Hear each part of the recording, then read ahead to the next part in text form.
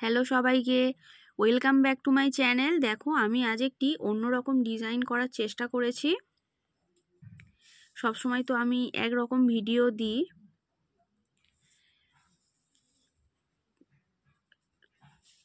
এটা তোমরা আসনে পরপর করতে পারো, লাইন হিসেবে করে তারপর আসনটি একটা কালার দিয়ে ভরাট করলে খুব সুন্দর লাগবে। কিভাবে করেছি দেখো। ভালো লাগলে একটি লাইক করে দিও, আর আমার চ্যানেলটি সবাই সাবস্ক্রাইব করো। দেখো, প্রথমে আমি 8টা ক্রস করেছি, তার উপর আবার 8টা করেছি, তারপর 6টা, 4টে, 2টো, 2টো, আবার 4টে, 6টা, 8টা, 10টা, 12টা, 14টা ক্রসের লাইন আমি 3 লাইন করেছি।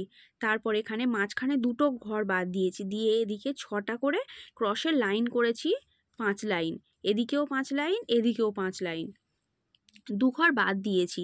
তারপরে সেই 2 ঘরে অন্য কালার দিয়েছি। দেখো, 2টো, 4টে, 6টা, 8টা, 10টা, 12টা ক্রসের আমি 3 লাইন করেছি। তারপরে এখানে আবার 2 ঘর বাদ দিয়েছি, দিয়ে 5টা, 4টে, 3টে, 2টো, 1টা, এদিকে ওই একইভাবে করেছি। তারপরে 2টো, 4টে, 6টা, 8টা, আবার কমেছে 6টা, 4টে, 2টো, এইভাবে করেছি। দেখো, খুব সহজ ডিজাইন। ভালো লাগলে একটি লাইক করে দিও। তোমরা যদি করো, তোমাদের আসনের ছবি আমাকে শেয়ার করবে।